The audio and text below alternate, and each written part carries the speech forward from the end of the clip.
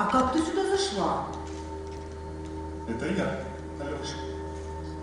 И если ты меня не боишься, так поди за мной. А чего я тебя буду бояться? Я тебя люблю. Только для меня странно, что ты так хорошо говоришь. Я не знала, что ты говорить умеешь. Если ты меня не боишься, так поди за мной. Я покажу тебе что-нибудь хорошее. Добрый и впечатлительный Алеша спасает от гибели своего маленького друга Чернушку, черную курицу, которую хотят приготовить на обед. Но, как оказалось, это птица-оборотень, заколдованный министр подземного королевства, в которое попадает смелый мальчик. В награду за спасение он получает волшебное зернышко. Так начинается сказка для детей «Черная курица» или «Подземные жители». В начале 19 века ее написал Антоний Погорельский. Это не традиционная сказка в том смысле, что в детской сказке всегда должен быть злодей. Тут злодея нет, тут самый главный злодей – это кто? Это главный герой и есть. Это была моя первая работа в Архангельском театре. Я подошел так серьезно, вот музыку, все это видео. Очень много я корпел над этим, все выстрадано. На постановку известной сказки у Русского драмтеатра ушло несколько месяцев. Массу сил постановщики положили на то, чтобы привнести в спектакль волшебство и сделать его ярким и незабываемым. Причем это касалось как игры актеров, так и декораций с костюмами.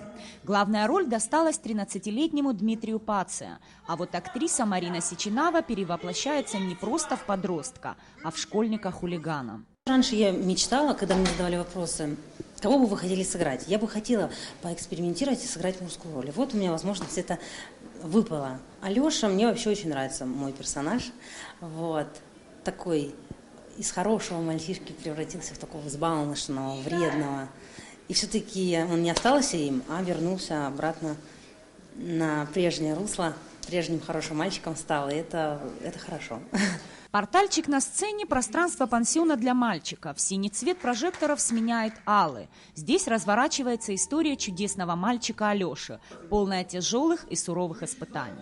Все действо не просто завораживает, оно заставляет зрителей задуматься о том, как важно держать данное обещание и всего в жизни добиваться своим трудом. Удивительно, но сказка, которая уже почти 200 лет, очень актуальна и в наше время.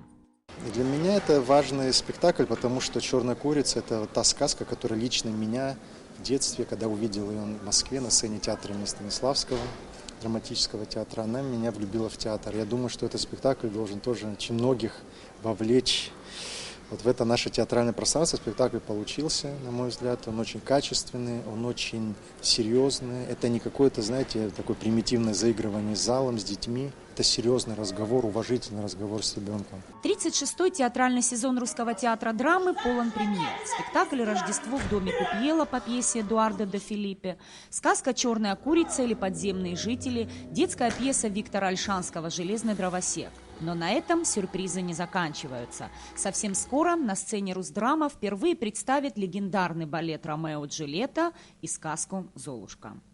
Низ Фарш, Басаид Айба, Абхазское телевидение.